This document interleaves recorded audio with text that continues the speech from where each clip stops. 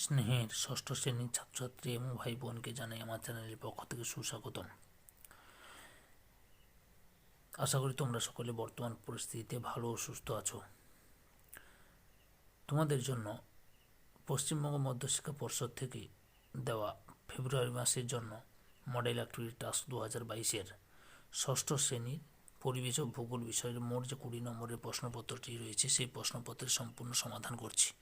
তোমাদের কাছে অনুরোধ, তোমরা ভিডিওটি পুরোটা দেখো, আর যারা আমার চ্যানেলে নতুন তাদের আমার চ্যানেলটিকে সাবস্ক্রাইব করে আমার চ্যানেলের পাশে থাকো। আলোচনা শুরু করছি। একের দাগে বিকল্পগুলি থেকে ঠিক উত্তরটি নির্বাচন করে লেখো। 1.1 দাগে যে গ্রিক পণ্ডিত প্রথম পৃথিবীর গোলাকৃতির কথা বলেন তিনি হলেন প্লেটো, অ্যারিস্টটল, এরাটোস্থেনিস, ম্যাগেলান। উত্তরটি হলো অপশান গতে এরাটোস্থেনিস।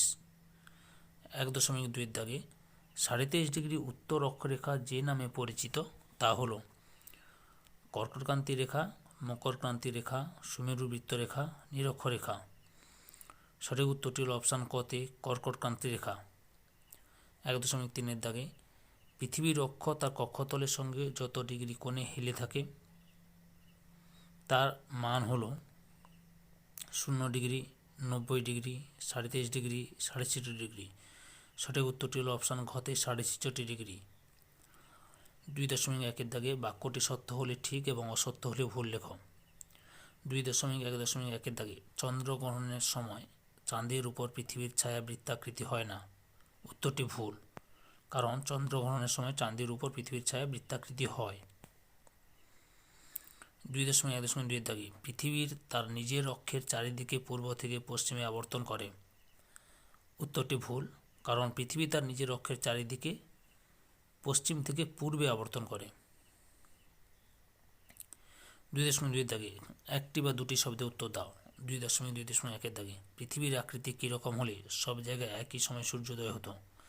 উত্তর পৃথিবীর আকৃতি চ্যাপ্টা সমতল হলে সব জায়গায় একই সময়ে সূর্যোদয় হতো। 2.2 দাগে পৃথিবীর কোথায় দাঁড়ালে তোমার সব দিকই দক্ষিণ দিক হবে। উত্তর পৃথিবীর উত্তর মেরু বিন্দুতে বা 90 ডিগ্রি উত্তর অক্ষাংশে দাঁড়ালে আমার সব দিকই দক্ষিণ দিক হবে। 2.2.3 দাগে গ্রিনিচের মান মন্দিরের উপর দিয়ে বিস্তৃত দ্রাঘিমা রেখার নাম লেখো। উত্তর গ্রিনিচের মান মন্দিরের উপর দিয়ে বিস্তৃত দ্রাঘিমা রেখার নাম হলো মূল মধ্যরেখা। 3 দাগে নিচের প্রশ্নগুলি সংক্ষিপ্ত উত্তর দাও। 3.1 দাগে পৃথিবীর সর্বোচ্চ ও সর্বনিম্ন স্থান দুটির নাম লেখো। উত্তর পৃথিবীর সর্বোচ্চ স্থানের নাম হলো মাউন্ট এভারেস্ট, যা সমুদ্র সমতল থেকে 8,848 মিটার উঁচুতে অবস্থিত। মিটার উঁচু। আর পৃথিবীর সর্বনিম্ন স্থান হলো প্রশান্ত মহাসাগরের মারিয়ানা খাত, সমুদ্র সমতল থেকে 10,915 মিটার নিচু। 3.2 দাগে নিরক্ষরেখা দুটি প্রয়োজনীয়তা উল্লেখ করো। উত্তর নিরক্ষরেখা দুটি প্রয়োজনীয়তা হলো 1 নম্বরে নিরক্ষরেখা পৃথিবীকে উত্তর ও দক্ষিণ গোলার্ধে বিভক্ত করায় পৃথিবীর কোন স্থান কতটা উত্তর বা দক্ষিণে অবস্থিত তা সহজে বোঝা যায়। 2 নম্বরে নিরক্ষরেখার সাহায্যে যে কোনো স্থানের অক্ষাংশ নির্ণয় করা যায়। 4 দাগে নিচের প্রশ্নটির উত্তর দাও। একটি বৃত্ত অঙ্কন করে 3টি গুরুত্বপূর্ণ অক্ষরেখা চিহ্নিত করো। দেখো, একটি বৃত্ত অঙ্কন করেছি।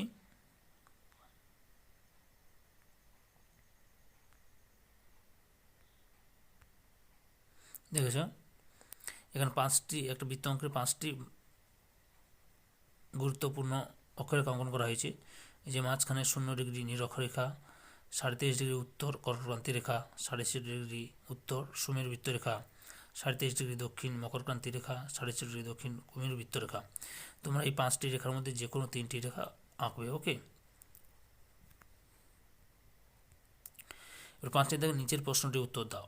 পৃথিবীর প্রকৃত আকৃতি পৃথিবীর মতো উক্তিটির যথার্থতা বিচার করো। উত্তর পৃথিবীর প্রকৃত আকৃতি পৃথিবীর মতো কারণ 1 নম্বরে বন্ধুরতা। পৃথিবীর সর্বোচ্চ স্থান হিমালয় পর্বতের মাউন্ট এভারেস্ট 8,848 মিটার উঁচু। আবার সর্বনিম্ন স্থান প্রশান্ত মহাসাগরের মারিয়ানা খাত 10,915 মিটার গভীর। সব থেকে উঁচু ও নিচু স্থানের মধ্যে পার্থক্য প্রায় 90 কিমি। যেমন দেখো, 8,848 যুক্ত 10,915 সমান 19,763 মিটার বা প্রায় 20 কিমি।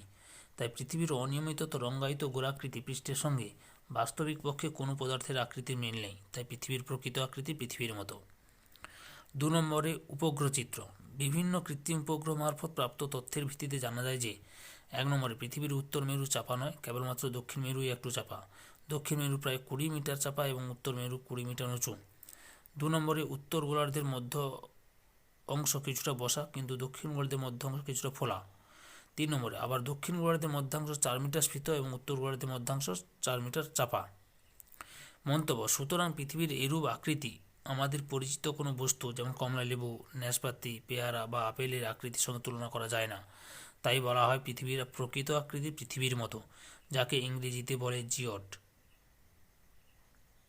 সমুদ্রের গড় পৃষ্ঠতল অনুযায়ী কল্পিত পৃথিবীর আকৃতিকে জিওড বলে। তাহলে ছাত্রছাত্রী, তোমরা মডেল অ্যাক্টিভিটি টাস্ক 2022 ফেব্রুয়ারি মাসের ক্লাস 6 পরিবেশ ও ভূগোল বিষয়ের প্রশ্নের উত্তরগুলো জানতে পারলে। তোমাদের কাছে এই ভিডিওটি ভালো লাগলে বা এই ভিডিও থেকে তোমরা উপকৃত হলে আমার চ্যানেলটিকে সাবস্ক্রাইব করে আমার চ্যানেলের পাশে থাকো। সঙ্গে ডান দিকের বেল আইকন অল অপশনে গিয়ে প্রেস করে, যাতে পরবর্তী ভিডিও নোটিফিকেশন পাও। আর লাইক, কমেন্ট, ভিডিওটি তোমাদের একই ক্লাসে বন্ধু বান্ধবদের মধ্যে শেয়ার করো। যারা অলরেডি আমার চ্যানেলটিকে সাবস্ক্রাইব করেছো এবং এই ভিডিওটি দেখলে তাদের সবাইকে অসংখ্য ধন্যবাদ।